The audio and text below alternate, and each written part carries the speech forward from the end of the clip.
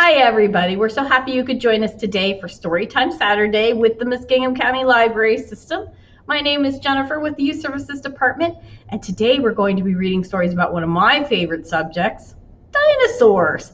So before we get started, this story time is actually broken down into 3 parts. The first part, we will read a book and sing a song for babies.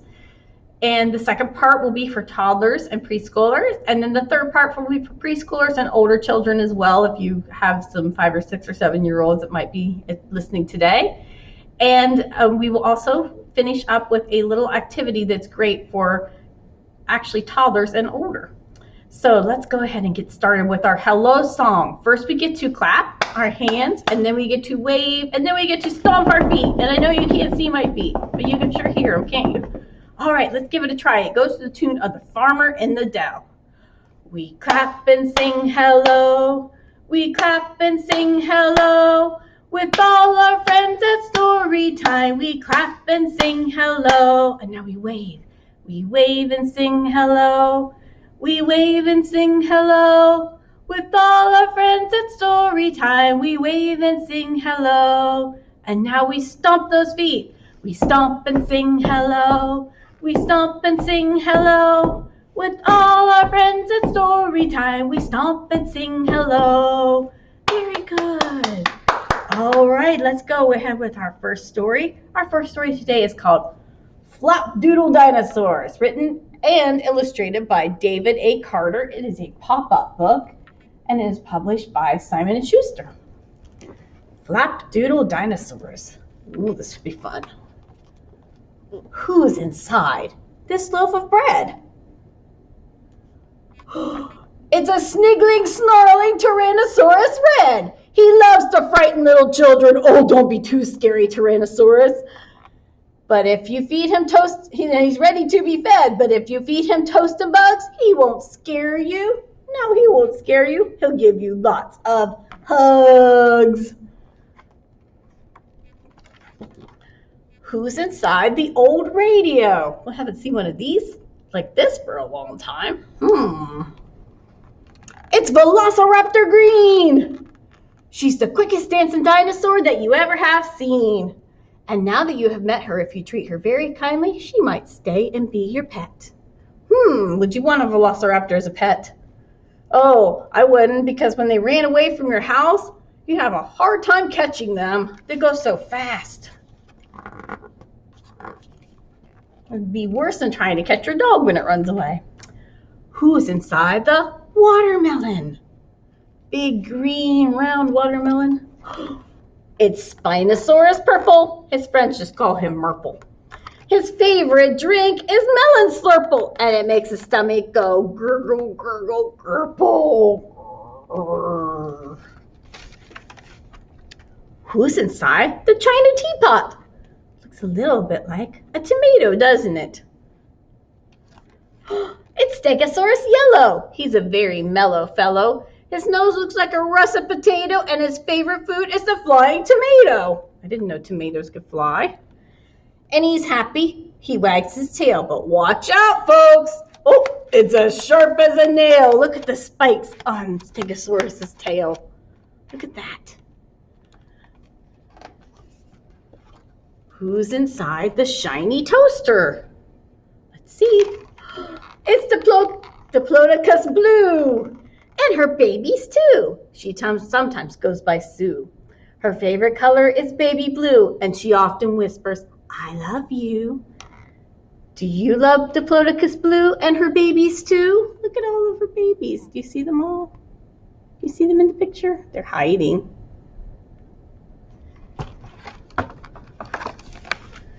Who's inside the jar of pickles? It says Gills, Grandma Gills, pickled dills. I love dill pickles, one of my favorite foods. Yummy. Oh, it's Triceratops Pink. Oops, she got splattered with ink. But she looks rather good, don't you think? What do you think? Does she look good, don't you think? Her eyes are as orange as the sky, and she hunts all day long for green pickle pie. Ooh, pickle pie? Well, I don't know if I'd eat that or not.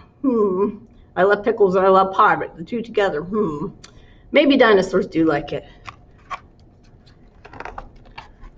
Oh boy, Stegosaurus yellow is feeling very mellow. Velociraptor green is the quickest dancing dinosaur you've ever seen. Tyrannosaurus red is ready for bed. Oh, very tired. Triceratops pink still splattered with ink. Spinosaurus purple made a big loud purple. And Diplodocus blue is whispering, I love you. The flapdoodle dinosaurs say goodnight. Sleep tight. They'll see you in the morning. The end. Flapdoodle dinosaurs. And we do have lots of other books by David Carter here at the library, if you like that one. All right. And now we're ready to do a song for babies and toddlers. And I don't have a real baby with me today, but I got my friend Curly Top here. She's going to help us. This is a bouncing rhyme. So you want to get your little one in your lap. I have to sit up a little bit so you can actually see. And it goes like this. It is called Little Red Wagon. This is a popular one. We've done this one before. And it goes like this. Rockin' to and fro in my little red wagon. Rockin' to and fro in my little red wagon. Rockin' to and fro in my little red wagon. Rock, rock, rock, rock, rock. And now we bounce. Bumping up and down in my little red wagon. Bumping up and down in my little red wagon. Bumping up and down in my little red wagon. Bump, bump, bump, bump, bump. And then zoom, zooming all around in my little red wagon. Zooming all around in my little red wagon. Zooming all around in my little red wagon. Zoom, zoom, zoom, zoom, zoom. Yay! Good job, everybody. So thanks for the babies for joining us today. All right, our next story that we're going to read is for older children. So toddlers and preschoolers will enjoy this, but babies might like it too. And this is called A Number of Dinosaurs. It is written by Paul and Henrietta Sticklin, who also do the illustrations. And this particular book is published by Sterling Publications. A Number of Dinosaurs. It's a pop-up counting book. It's one of my favorites to read. See how well you guys can count. One little dinosaur. There he is. Comes after one. Two. Plus one more makes two little dinosaurs. Plus one more makes three little dinosaurs. Oh, what comes after three? You're right. Four. Plus one more makes four little dinosaurs. Plus one more makes five little dinosaurs. Plus one more makes six little dinosaurs. Plus one more makes seven little dinosaurs. Do you see all of them? See if we can count them. 1, 2, 3, 4, 5, 6, 7. I was trying to run away out of the book. All right. What comes after 7? Let's think. 5, 6, 7, plus one more makes 8 little dinosaurs. You guys, this book is getting really full. My goodness, that's a lot of dinosaurs. All right, what comes after 8? Do you remember? That's right, 9. Plus one more makes 9 little dinosaurs. Oh my goodness, this book is so full that the dinosaurs are falling out. Look at them sticking out everywhere. Okay, I need you guys to all sit back. Can you sit back for me? Sit back as far as you can go, because 9 plus one more equals 10 little dinosaurs. Look at all of them. Oh my goodness. Do you want to let them go? No, let's keep the dinosaurs here in the book. Stay in there, dinosaurs. Stay in there. The end. Good job. Good job helping me with that story. All right, we are going to do a song with my little dinosaur friends here. Oops, one of them tried to run away. And this song, I first learned it from the King County Library, which I think is in Washington State. And it goes to a tune that you might know if you watch a lot of hockey or a lot of baseball.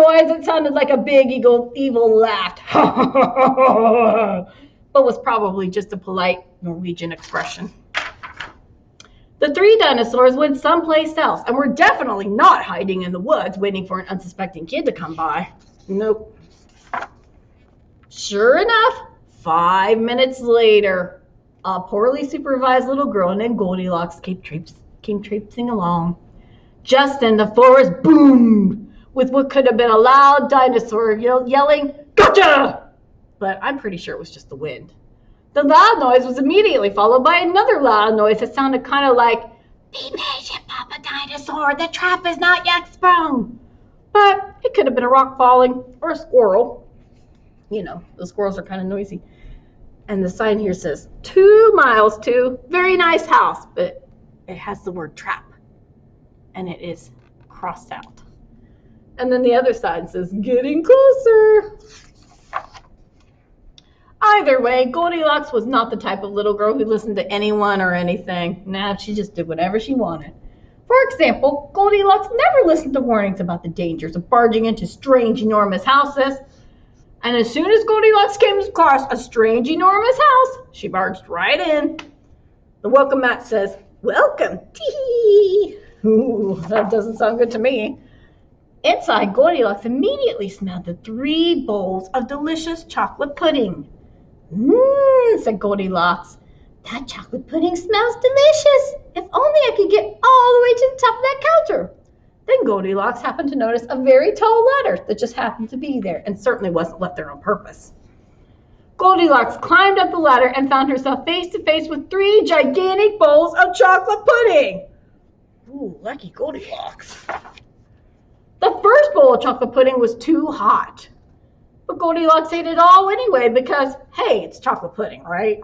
Right? Yeah. The second bowl of chocolate pudding was too cold, but who cares about temperature when you got a big bowl of chocolate pudding? Not her. Look, she just dived right in, didn't she? The third bowl of chocolate pudding was just right, but Goldilocks was on such a roll right by now, she hardly noticed. She just ate it. Soon Goldilocks was stuffed like one of those delicious chocolate-filled little girl bonbons, which, by the way, are totally not the favorite food in the whole world for hungry dinosaurs. Nah, they don't like to eat little girls. Nah, sure they don't. Tired and groggy, Goldilocks noticed 3 chairs in the living room, so she climbed down the ladder and walked out of the kitchen. The first chair was too tall. The second chair was too tall. I think Goldilocks is kind of over this. But the third chair was too tall. Goldilocks wasn't going to climb that high just to sit in some chair, so she hiked over to the bedroom. When she got there, Goldilocks noticed that the beds were also gigantically big. Look how tall the bedposts are. What is going on around here? Groaned the exhausted girl. The bears that live here must be nuts. And giant. Just then, the room filled with a loud booming noise that was either a passing truck or a dinosaur gloating. "A few more minutes and she'll be asleep. Delicious chocolate-filled little girl bonbons are yummier when they're rested." Well, even a little girl who never listens to anyone or anything had to hear that. Oh, there she's gonna go. Look at how giant these beds are. And I like the Norwegian flag right there. Goldilocks took a minute to stop and think, which was longer than she was used to stopping and thinking. Home sweet dinosaur home. "Hey," she told herself, "this isn't some bear's house. This is some dinosaur's house." So say what you like about Goldilocks, but she was no fool. As quickly as she could, she ran out the back door and got out of there. And the welcome mat at the door as you're leaving says, "Wipe your talons." Bears don't have talons, do they? Well, they have claws, but. Just then, a loud plane flew by, which sounded pretty much like a trio of dinosaurs yelling, "No!" or "Charge!" or the Norwegian expression for "Chewy bonbon time!" Suddenly and completely coincidentally, the 3 dinosaurs rushed to the front door. But they were too late. She's gone. She went out that back door. Goldilocks was gone, and all that was left in the house were 3 disappointed dinosaurs. The end. And the moral is, if you ever find yourself in the wrong story, leave. She's going back to the 3 bears. She knows how to run away from them. The end. Oh, and the moral for the dinosaurs is, lock the back door. You don't want your little chewy bonbon girls running away, do you? The end. If you would like to read this book again, or you can listen to it or watch an animated version of it on Hoopla, which is available for free through our library's website, muskinghamlibrary.org. Hoopla has all kinds of things. It's got videos, it's got movies, it's got television shows, music, and ebooks and audiobooks as well. So it's a great resource. If you haven't used it yet, all you need is a library card. All right, so we are ready to do our goodbye song. And this one, you do need to stand up for if you like, and we're probably kind of wiggly after that long story about dinosaurs, even though it was a pretty good story, wasn't it? I thought it was pretty funny. All right, it goes like this. Wave high, wave low. I think it's time we have to go. Wave your elbows, wave your toes, and my friend, my little red-headed friend Curlylocks is going to help me. She's waving her toes. Wave your fingers. She's going to wave her fingers. And wave your nose. Where's your nose? Can you show me where your nose is? Curlylocks. She's kind of like Goldilocks, but her hair is red, isn't it? Yeah. Wave your cheeks. That's smiling. Wave your lips. Blow a kiss on fingertips. Wave your ears. Where are your ears? Let me see your ears. Wave your hair. Woo, there she's going to wave all the hair around. Wave your belly. Let's see your belly. Can you see your belly? Can we see your belly? And your derriere. That's your bottom. It's a fancy French word that means bottom. Wave your knees. There's her knees. Wave your eyes, or you can just blink. Can you do one at a time? That's really hard. Wave your hands and say goodbye. Bye-bye. All right, if you want to stick around for a couple of more minutes, I will tell you about a craft that you can do at home. This is really cute. This is a dinosaur activity cube. You can find this online. I found it on Pinterest. I believe the name of the website that it came from was a blog called tobeachildagain.net, I think. And it has different activities you can do. So you can flap like a pterodon. It's a lot of fun. It's very easy to print out, put together. Just took about 10 minutes. You color it. And if you want to at home, you can roll this on the floor and then pick an activity to do. So let's go ahead and roll it. I'm going to drop it on the table I have over here, and we'll see what it tells us to do. Let's see. Oh, it says stretch like an Apatosaurus. So you're going to stretch. Let's see you put your arms up in the air. Oh, maybe stretch out your legs if you've been sitting for a long time. There we go. Lots of fun. Great for preschoolers, toddlers, and up.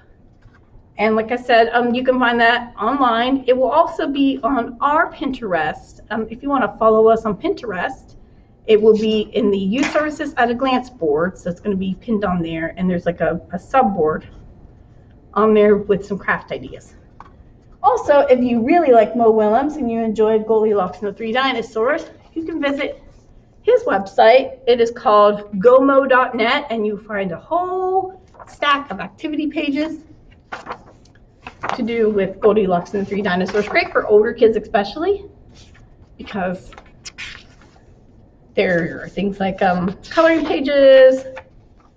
There's a game of Hangman you can play. And you will need to have, I think it's Adobe Flash version 10.0 installed on your computer, which you can probably do if you have a newer computer. And again, that is gomo.net, and we will actually post these along with our story time so you can see where we found all these activities. So thanks a lot for joining us. Oh, hey, I wanted to tell you about something that I found before we go. I want to see if you know what this is. I found this in the parking lot this morning. Looks like a giant tooth. Do you think it's a giant tooth? Oh, I heard somebody say it's a flower. Well, it kind of looks like a flower, but it's kind of getting late for flowers. I wonder what's in here. Oh, wait, there's something. Well, if it's a giant tooth, it's got a cavity because there's something in it. What is that? I don't know what that is, you guys. Oh my goodness. Oh, it's a baby dinosaur! Oh my goodness. And look, he's got a tooth and he's going to jump you. Thanks for joining us today. Be sure to join us next Saturday and have a great weekend. Bye-bye.